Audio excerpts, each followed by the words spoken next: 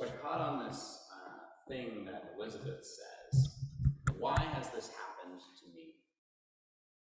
Now, I want to give you a little bit of background into what I think Elizabeth is thinking at this moment. So you remember the story of Elizabeth becoming pregnant.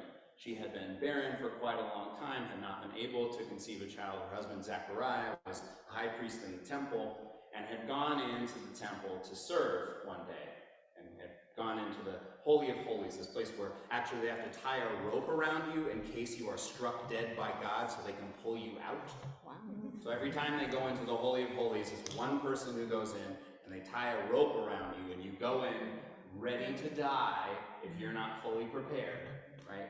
And so while Zechariah is in the Holy of Holies, an angel of the Lord, literally Gabriel, the mouthpiece of God, comes down and says, "Good news, buddy. Your wife's going to get pregnant. She's going to have a kid." And he's like, "Are you sure?" The angel's like, "You know what? Shush. You don't get to talk till he's born." And then he goes on to explain that this guy is going to be a Nazarite, meaning that he's going to be wholly devoted to the Lord. This is someone who's never going to drink alcohol, who's never going to cut his hair. He's going to be this servant of the Lord forever. And then, Zechariah comes out, and he's probably gesturing wildly because he can't talk, and everybody's like, this guy's seeing a ghost. And then he goes home. And, of course, then in the course of time, Elizabeth becomes pregnant. Now, I'm sure that somehow this guy was probably learned enough that he knew how to write. So I am certain that he conveyed all of this to his wife.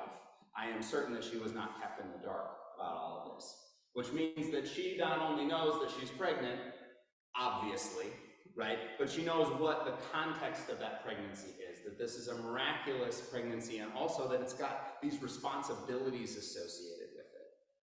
And I'm certain that when she hears that, she remembers all of these women throughout the stories of the Hebrew Bible that have had these miraculous pregnancies. We can go all the way back to Abraham, who's mentioned in Mary's song, right? His wife Sarai, before she was Sarah, Abram was told by these angels that she would get pregnant, and then when Sarai heard this, what did she do? She laughed.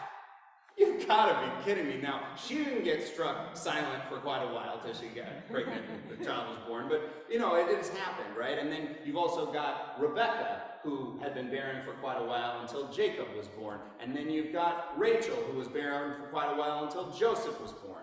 And then you've got Hannah, who was barren for quite a while until Samuel was born. So there's these miraculous pregnancies all throughout the history of the Hebrew peoples.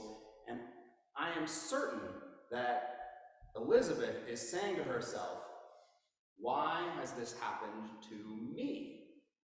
And I don't think she's just saying that because of this miraculous pregnancy, because that would just be a sign of God's love and God's grace being poured out on people. But what was said to Zechariah in the temple puts her in a different context. See, when Sarah got pregnant, when Rebecca got pregnant, when Rachel got pregnant, they all bore patriarchs.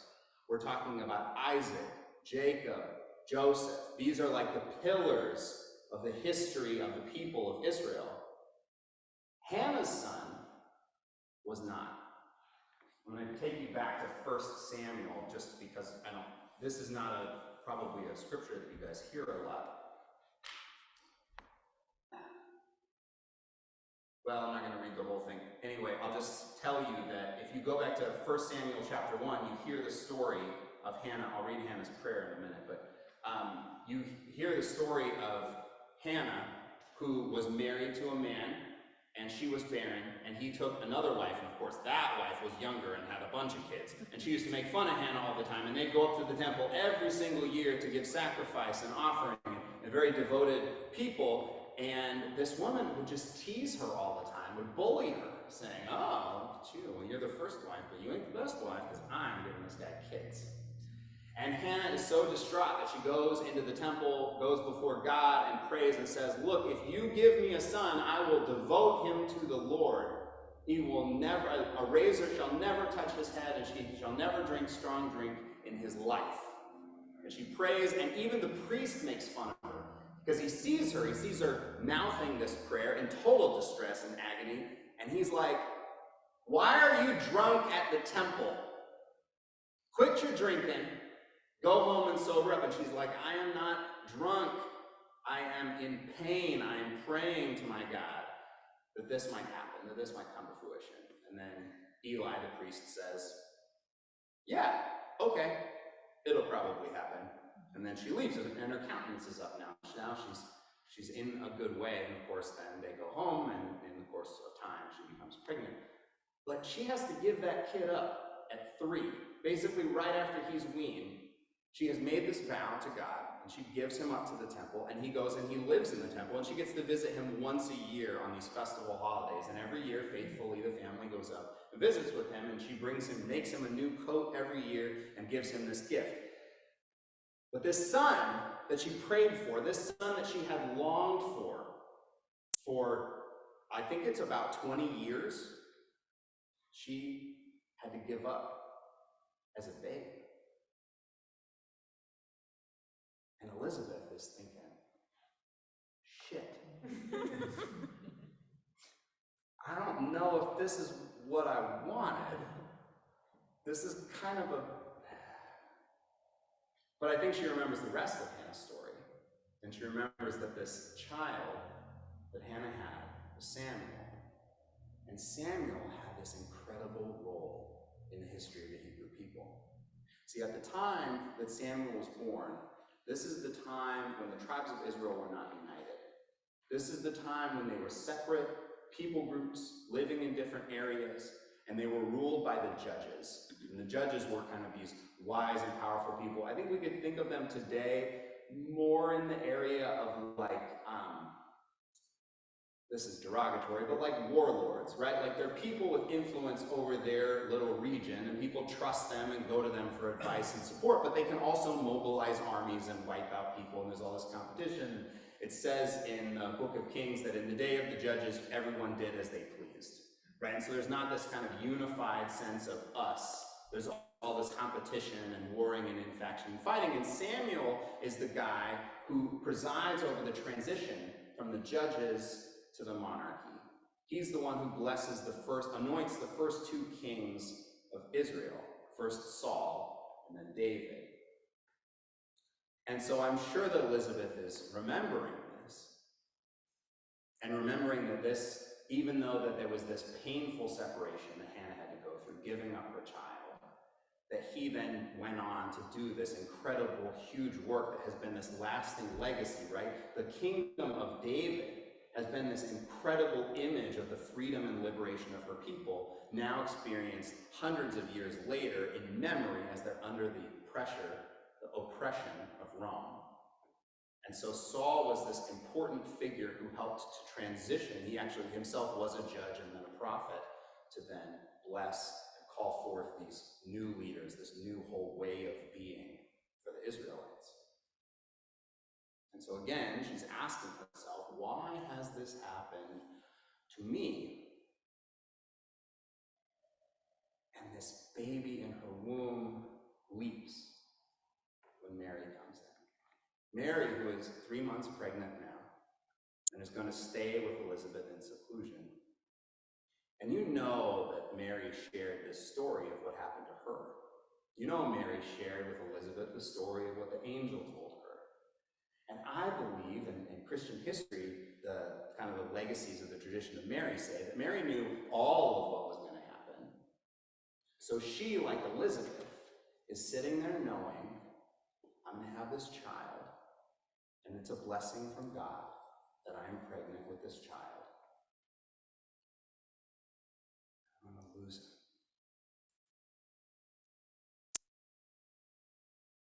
She and Mary are both here, pregnant together, trying to enjoy this moment of camaraderie, of sisterhood, of this power of this moment, and yet, like Hannah, knowing they are going to lose these boys that they love.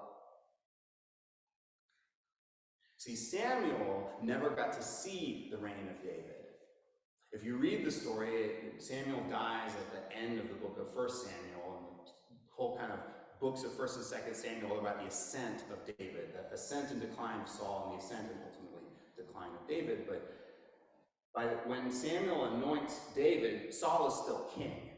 God has rejected Saul because he wouldn't commit genocide. We can talk about that later. But as an aside, he anoints David, and David never sits on the throne before Samuel is dead. And so Samuel has to do this work, this great labor that doesn't come to fruition in his lifetime. Same with John the Baptist.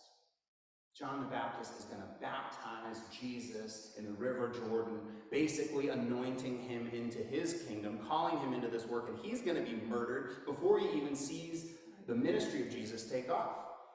Before he even sees this gathering, this movement that's headed towards Jerusalem, John is long dead by then. And so Elizabeth is looking at this and she's saying, you and I, Mary, you and I are going to weep at the graves of our children. And like Samuel, the things that they are putting into motion, they will not see. Why has this happened to me? How in the world are we supposed to light the candle of joy? You know, one thing I think that Elizabeth knows, that she's learned from her scripture, that she's learned from her study, that she's learned from the story of Hannah, is that trusting in God is so much better than understanding. How many times in our lives are we handed a work that we have no idea how we're going to do, how we're going to get through, how we're going to make this happen, how we're going to keep our sanity in the midst of it? How many times have we been handed something that looks god-awful, terrible, painful, impossible, and we just had to? There wasn't an alternative. You had to walk through it. You had to walk through supporting someone with cancer. You had to walk through supporting someone in financial crisis. You had to walk through someone in chronic pain. You had to walk through someone losing their husband, someone losing their kid. How many times have you been handed something that you couldn't say no to? And when you came through it, because you did, because here you are, when you came through it, you looked back and you saw that the deeper and deeper still you went into the dark, the only way you made it through was because the way was lit by a rejoicing. That somehow in the midst of it, in the moment of it, you had to just do because you didn't have another choice. And that somehow God brought you through. In those times when it's foggy and you can't see anything, you just have to trust that you'll be able to see enough in front of you that you can take the next step. You trust that you know enough about where you're going that you'll get there. See, I think Elizabeth knows that trusting in God is so much more important than knowing. She's learned that from the story of Hannah. She's learned that from the story of her own life. And so when Mary comes, and this child rejoices, this child who's going to be murdered rejoices at the presence of this other child who's going to be murdered.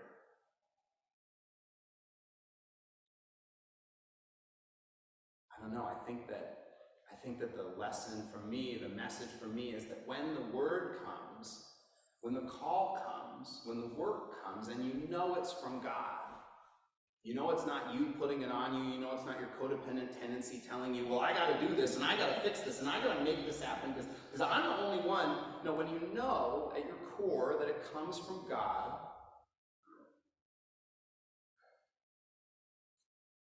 that you have to trust it, and you have to follow it. I was just talking to someone earlier today about how easy it is to see the world in a negative light. How easy it is to pick up on all of the terrible and hard things. How easy it is to remember our childhood as total crap when we're in a bad way.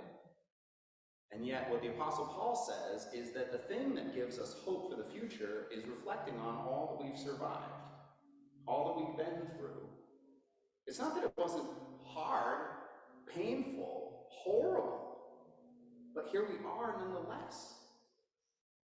It doesn't make it different. It doesn't necessarily even redeem it. What it says is we survived that. We got through that. And here we are. Maybe worse for wear, maybe with scars, maybe with chronic pain, but here we are nonetheless, able to rejoice, able to meet the moment, able to celebrate any little thing, able to eat the goddamn candy cane. Right?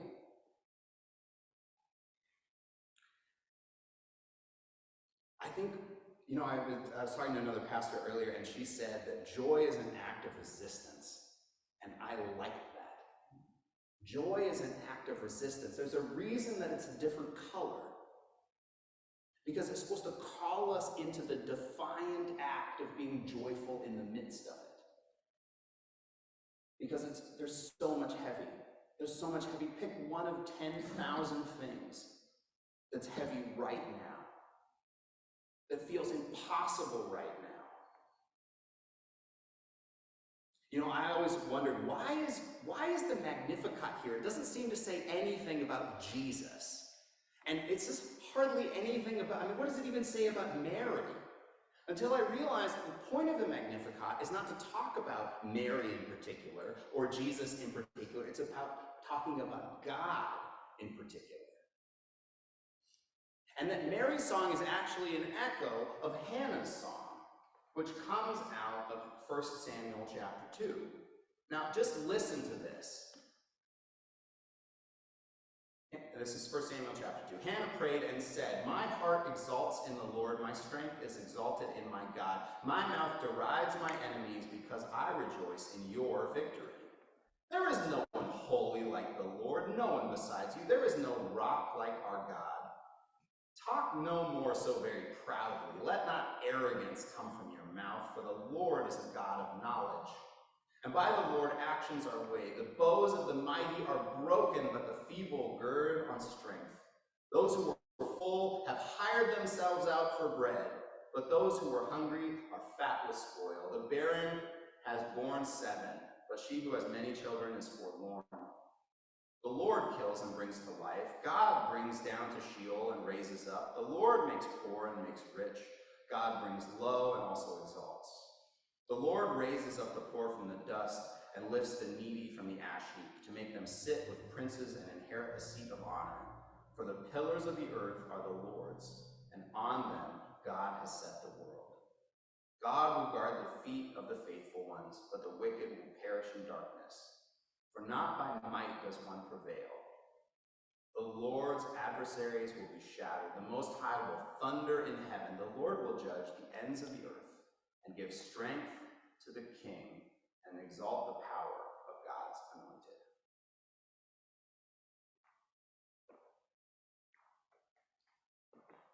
It sounds a lot like the Magnificat, doesn't it? It picks up all of the same themes. And the core themes in both of those stories are that there is a king who's coming, who's promised. There is some leadership that we will be able to follow and trust that will be God-given. And boy, howdy, isn't that hard to trust right now. Just looking around, I have a real hard time with that one in particular. But the other 2 messages that I find easier to trust are that God is at work even in the sin and failure and brokenness and messiness of our humanity. That even in the midst of when everything looks like it's a hot mess when people are in charge, God is still breaking through. God is still making a way. God is still pushing up through the earth to bring beauty and goodness. And if you look at your life, you'll be able to find it if you look for it. It's easy to skip it, but if you look, you'll see it. And then the third one is probably the most simple and most important of them all. That God is interested in bringing down the proud and lifting up the humble. That God is interested in revealing that the pride of the nations, the pride of people, is really based on their belief that they did it themselves. That they got through all that stuff themselves. That they are the masters of their own future and their own outcomes, and that they are the ones that are responsible. And anybody who's worth any salt of their own at all looks back back on their history and says, I don't know how the shit I did that. That was not me. But thank God it was you. Thank God you were there. Thank God you gave me the insight to say the thing in the right way. I didn't say the thing in the right way. God told me, you better not send that email. You better wait a night and rewrite it tomorrow. God told me not to step into that hot mess, but stand beside it. God told me not to criticize their ex because that person's still in their life. God told me to set a boundary. God told me to be prudent. God told me to slow down. God told me to lead with love. And I did, and I thank God. So this is the wisdom that I think that Elizabeth has, is that she knows that it's not on her. Even if she knows that her kid's going to die. Even if she knows that her beloved Mary's kid is going to die and that they're going to weep at the foot of the cross together. It doesn't ever say Elizabeth is there, but I have a hard time believing that after they go through this, that she isn't there. I have a hard time believing that after John is murdered, that she's not a disciple of Christ. Trusting in God is not a way of pretending that everything's going to be okay. It's actually quite the opposite. Trusting in God is deciding that we're not going to react to the world and the messiness. We're not going to react to the heavy thing that we've been handed, the impossible task that we've been given. It says that we are going to stay available to respond. We're going to stay open and available to respond to whatever it is that God calls us to next. And then we're going to choose joy as an act of defiance in the midst of it. We, like Elizabeth, are going to keep ourselves ready and available for the insight and the inbreaking of God. Because God did not bring us this